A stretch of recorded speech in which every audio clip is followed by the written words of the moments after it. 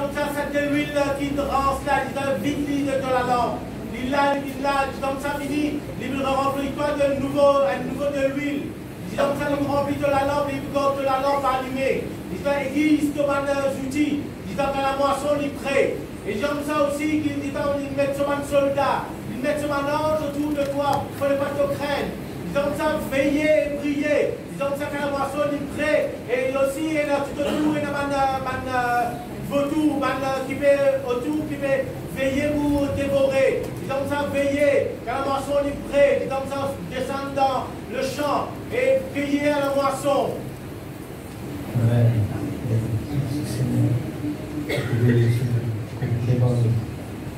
Laisse-nous remplir de ton esprit, qui nous rend dans la bonne source. Amen. Gloire à Dieu. Bonjour à tout le monde. Nous saluons les autres dans le nom de Jésus. On va vous dire bye bye. Nous disons bye bye, pas de problème tout à l'heure. Amen. Nous disons bienvenue dans la présence du Seigneur. Nous comptons pour accueillir les autres ici. C'est la présence de Dieu qui comptait. Ce bâtiment-là, oubliez-le, d'accord? Ce n'est pas la maison de Dieu, c'est vous êtes la maison de Dieu. Vous êtes le temple, nous sommes l'église. Amen. Amen. Merci à la chorale, vous avez bien apprécié, moi. Vous appréciez la chorale? Amen. Vous disiez. Merci Seigneur. Je ne vais pas prendre du genre d'applaudir, mais vous trouvez de faire un travail exemplaire. Et moi, personnellement, en tout cas, pas comme ça, pour apprécier la performance et me connaît en grandissant, en s'affermissant, je vous de meilleur en meilleur, continuer comme ça. Trappe la maison ici par l'orgueil, je vous trouve autres qui performent de plus en plus sur la gloire. Merci Seigneur. Et merci à Julia qui amène sa groupe là. Vous pouvez nous en fille, avec le Seigneur est avec toi. Amen. Amen. Ok, qui sont dans les montagnes? Montagne. Non, mais parce que vous trouvez l'église bien remplie la semaine dernière. Donc, vous supposez qu'il n'y a pas de montagne la semaine dernière. Vous pouvez faire même message frère, non? C'est qui va venir la semaine dernière, tant pis. À montagne tout seul. Aïe. Qui met ça fait? YouTube, non, YouTube. Il finit mettre dans YouTube, hein?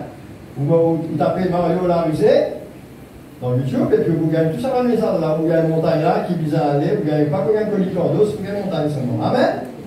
Mais dans la série des M, nous continuons aujourd'hui avec l'autre M. Bon, on va faire comme ça. C'est pas Mario M, non, c'est l'autre M. Miroir. Mon beau miroir. Suis-je la plus belle? Je vais faire, arrêtez de faire. Le miroir, j'aimerais parler avec vous du miroir. C'est en me regardant dans le miroir dans la semaine que, waouh, le Seigneur a montré quelque chose d'important dans ce miroir-là. Et plus il est grand, plus il est efficace, le miroir. Jacques chapitre 1er, verset 22 à 25. L'épître de Jacques nous passe les évangiles, nous passe les épîtres de Paul, on arrive dans Hébreu, oh pas loin là, 10 après, c'est au voisin de palier, 10 après Hébreu, Jacques, l'épître de Jacques, chapitre 1er, versets 22, 23, 24 et 25. Mettez en pratique la parole et ne vous bornez pas à l'écouter en vous trompant vous-même par de faux raisonnements. Car si quelqu'un écoute la parole et ne la met pas en pratique, il est semblable à un homme qui regarde dans un miroir son visage naturel et qui, après s'être regardé, s'en va et oublie aussitôt quel il était. Mais celui qui aura plongé les regards dans la loi parfaite, la loi de la liberté, et qui aura persévéré, n'étant pas un auditeur oublieux, mais se mettant à l'œuvre, celui-là sera heureux dans son activité. Amen. Amen. Trois fonctions, il y a peut-être plus que trois, mais en tout cas, trois fonctions qui vont les faire ressortir avec le miroir. Combien passent devant le miroir ce matin? Yeux sur âme? On passe plusieurs coups devant le miroir. On passe tout là, on est passé devant le miroir. Non, vous ne restez pas là à cause de la caméra. Hein? presque tout le monde. Ceux qui ne parlent pas devant le miroir, si je te checker un coup, il y en a un ici pour les hommes, il y en a un ici pour les dames, attention, d'accord? On peut mettre zèle là en pique, ou capable pour ici. Alors le miroir, on va essayer de d'accord avec moi, mais en tout cas c'est comme ça. Le miroir, il nous dit la vérité. Le miroir, il nous dit la vérité. Deuxième point, le miroir, il nous montre nos défauts. Et troisième point, pourquoi tu mets beaucoup de sport là chaque fois? Là-bas aussi, pareil, hein? Troisième point, le miroir, il nous aide à corriger. Le miroir, il nous dit la vérité. Le miroir, il nous montre nos défauts. Et le miroir, il nous aide à corriger. Ouais, frère, tu vas dire au lieu de défaut, tu vas dire il nous montrait qu'il est beau, qu'il est belle, qu'il est joli, qu'il est par ici, par la rue, peut-être. Mais c'est ce que le Seigneur a mis sur mon cœur. Donc peut-être une prochaine message, on verra les qualités. Je ne sais pas. Hein.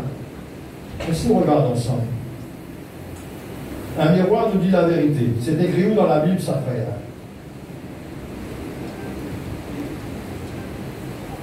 C'est écrit dans ce qu'on vient de lire.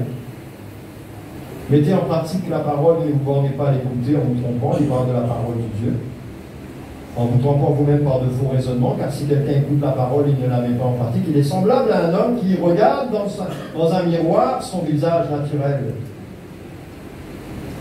La parole de Dieu est comparée à un miroir. Encore faut-il passer devant le miroir. Encore faut-il prendre du temps. Surtout dans le droit dimanche, manière au l'été, comment on s'habille bien crainte, bien chic, bien glacé.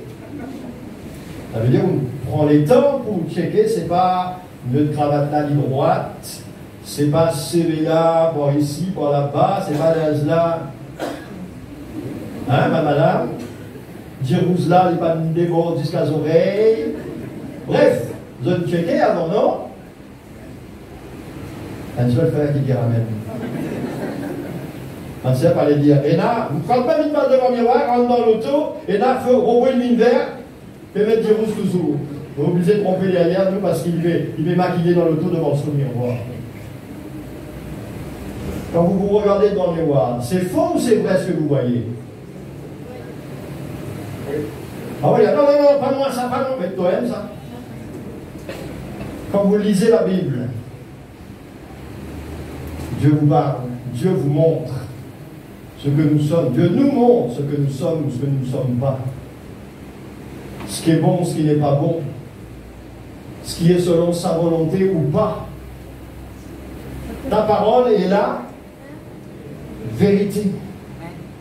Quand on présente tout devant le miroir, ce qui est là, ça mène.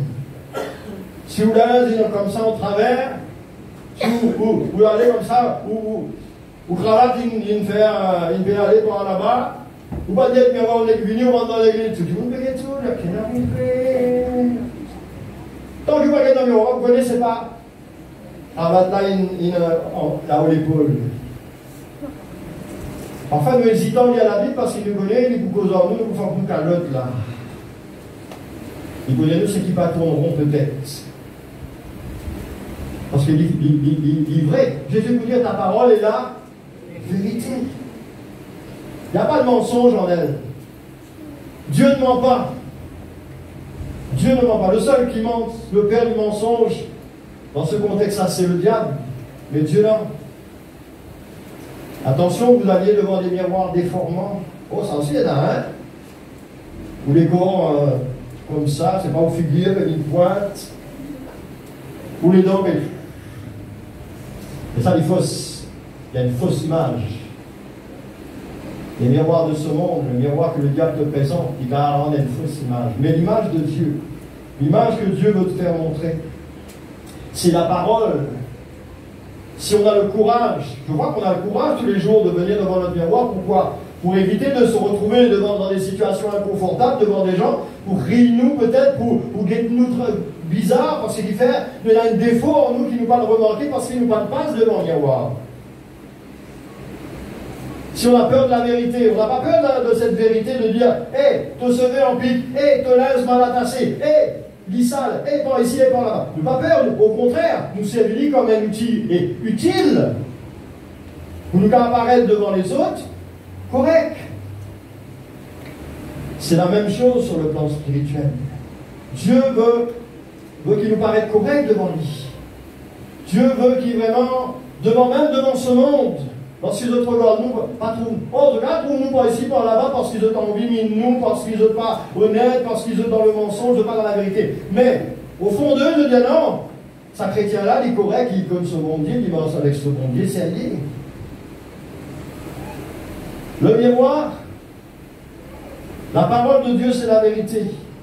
Comme dans le miroir, tout ce qui est dans la parole, c'est la réalité. C'est pas peut-être que, c'est pas des histoires. Quand tu lis la Bible et que Dieu te dit que tous les hommes sont pécheurs, qu'il n'y en a pas un juste, ni même toi, on doit l'accepter, n'est-ce pas? On doit l'accepter.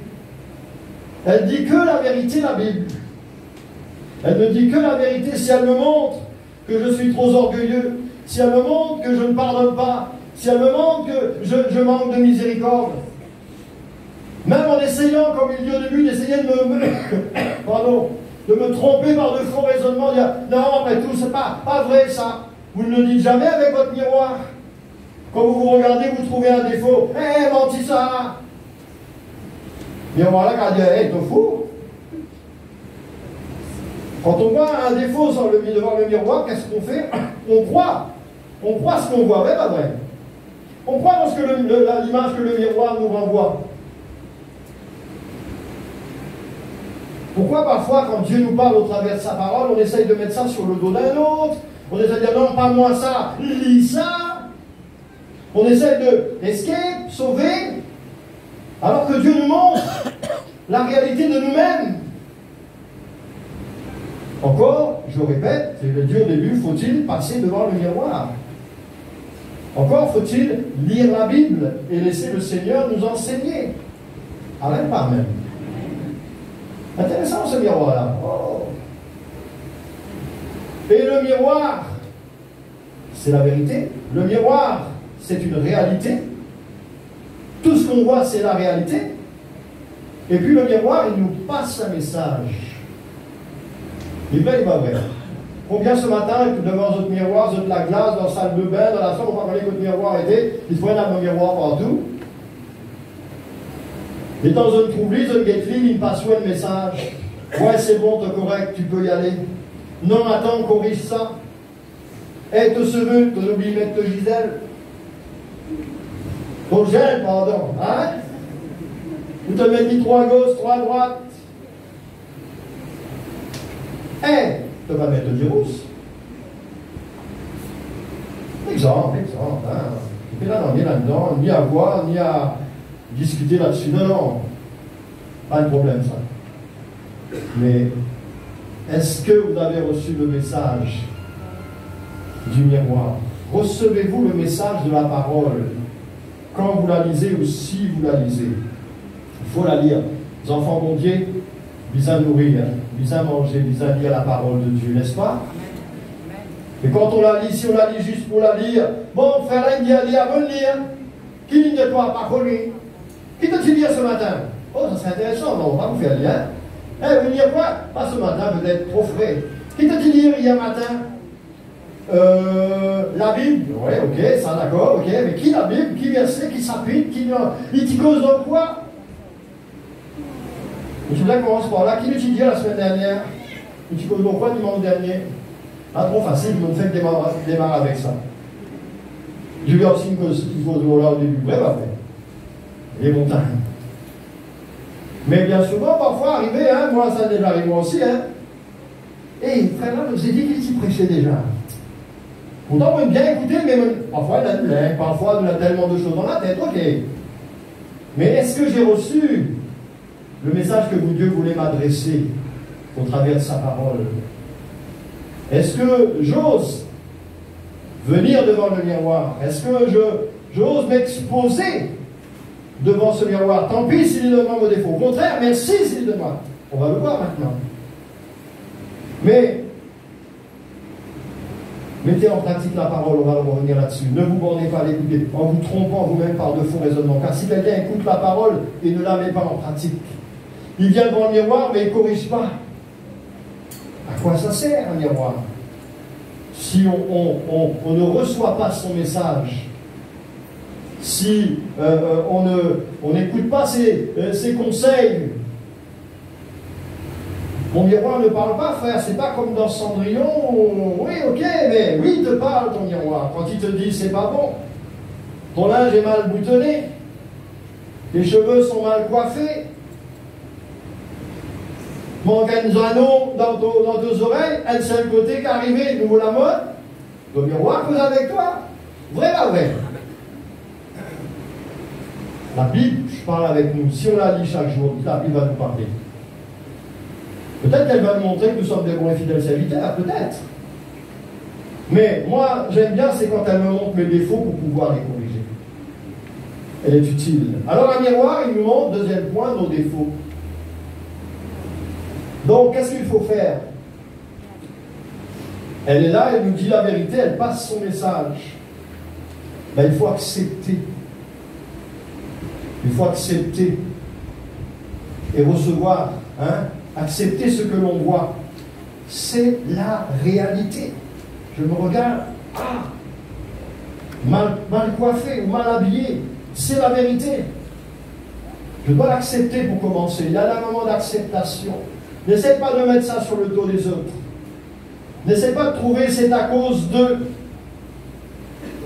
Si c'est toi qui as un problème à ce moment-là, même si te pas de mec te manque mettre un anneau dans tes oreilles parce qu'il dans sa l'air qui te met mettre ça, elle il pose avec toi, il dit hey, viens voir, regarde ça, pour recevoir un message, une photo dans mon Facebook. Alors toi, tu as galoupé dans Facebook et puis après, tu risquais à l'église avec un anneau en moins. Ouais, mais c'est à cause de lui, oui, mais c'est toi qui n'oublies de mettre tes anneaux. Si tu avais regardé dans la glace, tu aurais vu qu'il me manquait, tu l'aurais mis. Amen.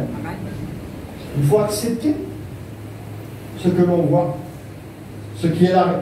Accepter la réalité, non pas les mensonges. Le diable peut venir avec un miroir déformant, te dire non, mais toi, ouais, quand même tu vas à l'église, quand même tu me demandes Jésus pardon, mais ton corps trop mauvais, il déforme tout. Il est capable même de déformer la parole de Dieu. Dieu a-t-il réellement dit? Oui, bien sûr, Dieu a dit. Sa parole, elle est la vérité. On ne va pas remettre en doute la parole du Seigneur. Amen. On accepte. Il faut accepter la réalité.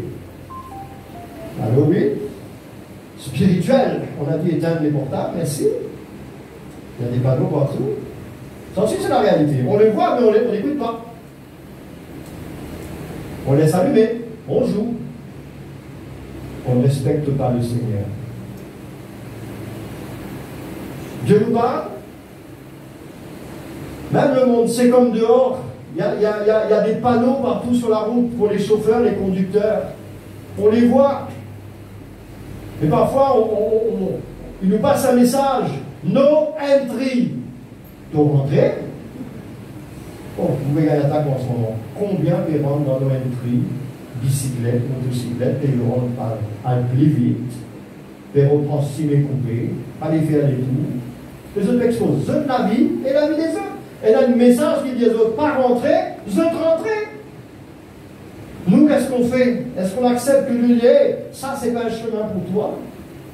Nous dire, si on va prendre ce chemin-là, prends trop les temps pour moi arriver là-bas.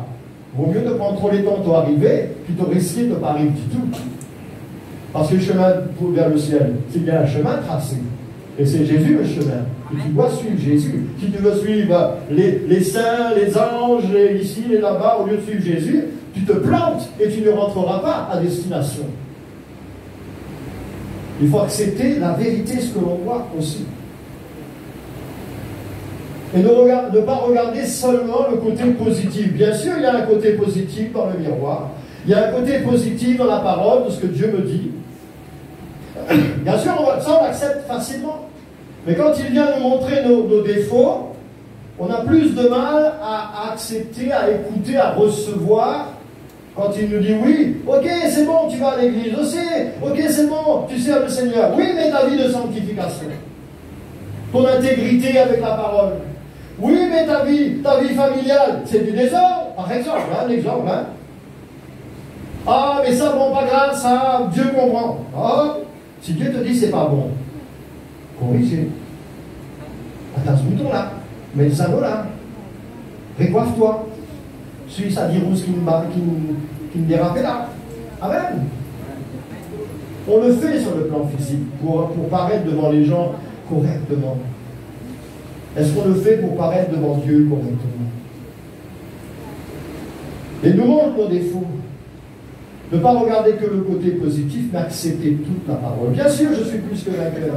Mais ça, il y a des conditions parfois avec toutes ces choses-là, avec toutes ces promesses-là. Il y a des conditions, c'est de marcher dans l'obéissance et dans l'intégrité à la parole. Si Dieu me montre que, oui, ok, 80%, allons dire c'est ok dans ta vie, mais il y a 20% là, il faut corriger. Acceptons de corriger ces 20% là.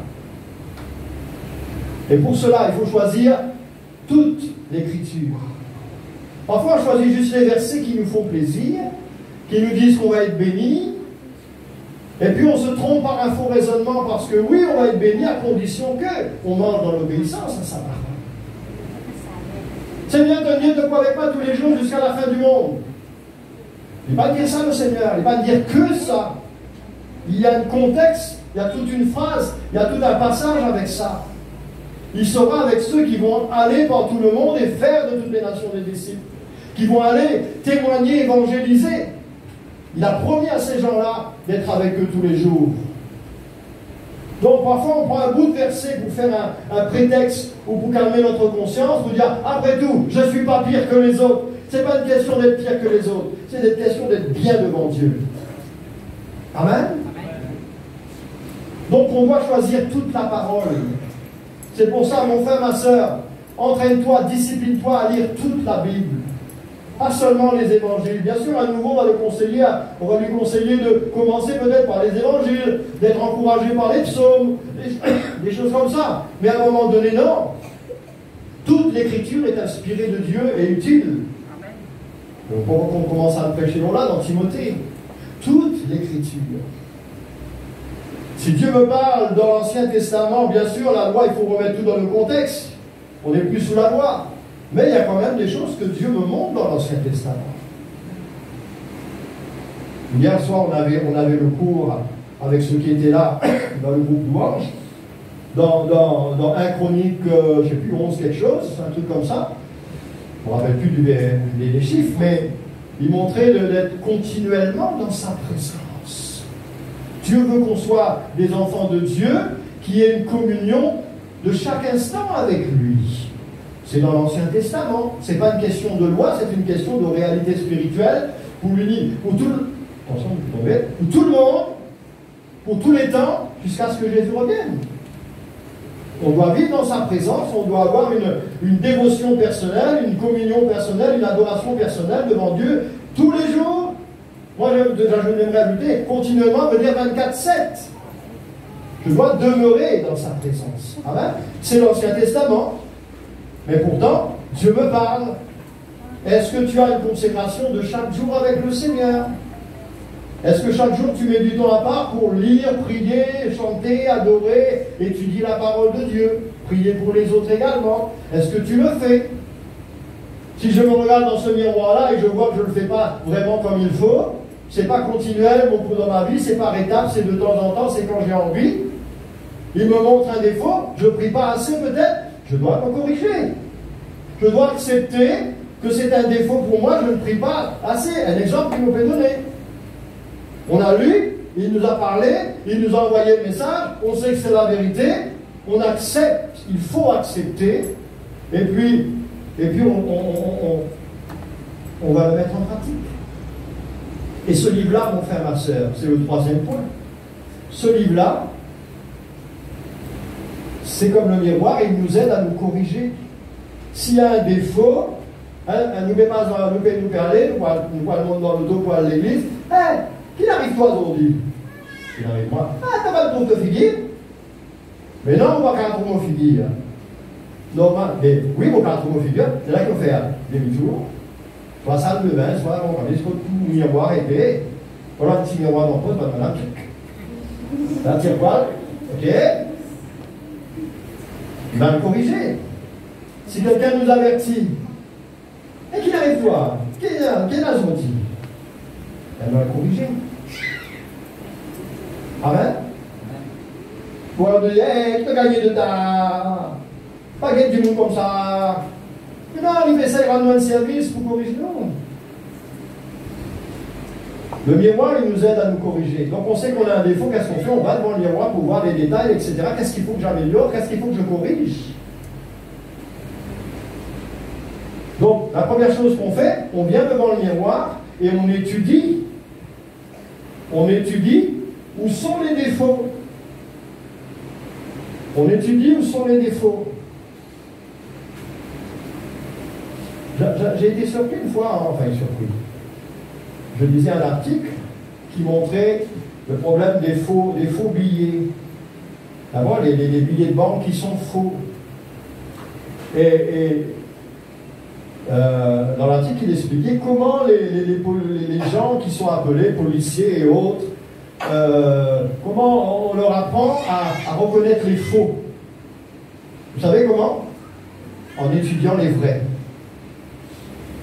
Parce que les faux, il peut y avoir différents faux, différentes personnes qui ferment un billet et puis un sur défaut, il part par là, l'autre par là, l'autre sur papier, l'autre sur couleur, l'autre sur filigrane, l'autre sur... Bref. Alors, pour pas avoir à trop étudier trop de faux, on étudie le vrai. Sur toutes ces coutures. Le vrai, il doit être comme ça, comme ça, comme ça, comme ça. On a une liste, on a une photo, on a une reconnaissance. Et quand un faux paraît, non, c'est pas un vrai. Pourquoi? Parce qu'on a étudié le vrai. Et le vrai, celui qui ne va pas mentir, c'est notre Seigneur Jésus, c'est la parole de Dieu. Étudiez le vrai, étudiez la parole, étudiez celle qui n'a pas de défaut. Il n'y a pas de défaut dans la parole, il n'y a pas de défaut dans notre Seigneur, il n'y a pas de péché dans notre Jésus. On ne peut rien, on ne peut pas lui pointer les doigts dans quoi que ce soit. Donc étudions le vrai, étudions, passons du temps dans la parole, passons du temps dans ce que lui il a dit. Et si le diable finit par avec un gros mensonge, il prend une moitié de la parole là-dedans, on va dire, non. C'est vrai, comme Jésus a fait, il dit oui, il dit ça, mais il dit aussi ça. Faites attention à ceux qui veulent vous tromper avec des moitiés de versets, avec des doctrines bizarres, on ne sait d'où c'est sorti, c'est eux l'invention des hommes pour nous éloigner de Dieu et pour les laisser, nous attirer vers eux. Étudiez l'image du vrai, de ce qu'il nous donne. On va devant notre miroir, on analyse le défaut, voilà, c'est un problème de linge, ou alors une grosse tasse noire, là, c'est pas une boire café, il reste là, ou c'est pas une boire du lait, moustache du lait. Arrivez ça là, tout le monde arrive ça. On pense qu'il y a dans la barbe moustache, pas facile. Vous voulez, qui est là là-dedans? Petit les os, ça? On appelle ça petit les os, là. Parce que parfois, ça, un petit manzéré, c'est un petit miette de pain, un bon bout de fromage. Arrivez. Et si on vous dit qu'il y a quelque chose de pas bien, vous venez, vous étudiez à gauche, à droite, devant, derrière, en profondeur, vous assuyez avec de l'eau, vous assuyez gratter. Ok, on étudie le défaut. On étudie le défaut. Mais, vous savez, sûrement vous êtes d'accord avec moi, le miroir, il ne fait aucun travail de plus. Après ça, après nous avoir montré le défaut, il ne va pas tirer le défaut dans nous. Miroir, mais montrez-moi qui pas bon. Parce que parfois, quand nous dit à quelqu'un, mon frère, ça, vous arrêtez de faire. Ah, mais fais-le pour moi. Pour papa, fais-le pour moi. Ah, mais priez pour moi, non, priez de même pas prier, corrige-toi. Après, prier. Si on va rester corrigé, demande bon Dieu de l'aide. Miroir va vous faire un travail dans ta place, mon frère, mon soeur. Amen. Amen. On est d'accord? Ce matin, si vous avez un défaut dans votre linge, le miroir n'a pas corrigé le défaut. C'est vous qui l'avez corrigé, non? C'est pas votre pasteur. Pasteur, j'ai un problème dans mon maquillage. Et vous autres? Mais débrouille-toi tout seul. tu es assez grand. Tu sais exactement, le miroir te donne la bonne image, tu as identifié le défaut, tu comprends ce qu'il faut faire. Fais-le. Fais-le. Il faut passer à l'action. On a commencé ça au verset 22. Est-ce qu'on revient vers ce passage-là? On n'a pas trop causé dessus. On a donné des vérités, des principes. Il commence par là au verset 22. Mettez en pratique la parole. Amen. Mettez en pratique la parole. Si tu mets pas, si je mets pas la parole en pratique, ça s'appelle le péché. On est d'accord? Et il n'y a pas de pécheur qui rentre dans le ciel. Il y a des pécheurs pardonnés, couverts par le sang de Jésus qui rentrent dans le ciel. Des gens qui ont accepté de demander pardon, et là où il fallait qu'ils corrigent le tir, ils l'ont fait. Donc, mettez en pratique la parole et ne vous bornez pas. Ok, ce matin, bons enfants, tout le monde écoute. Enfin, vous espérez. Ah, petit baba, ça nous comprend, mais pas de grand baba. Est-ce qu'on écoute? Est-ce que vous écoutez derrière? Qu'est-ce qu'on vient de dire? Oh là là, brouhaha. On a plein de choses, frère, ne les prenez trop beaucoup. Mettez en. Ne vous bornez pas à l'écouter. Bornez à l'écouter. Il n'y a pas juste écouter qui comptait. D'accord? C'est bien d'écouter.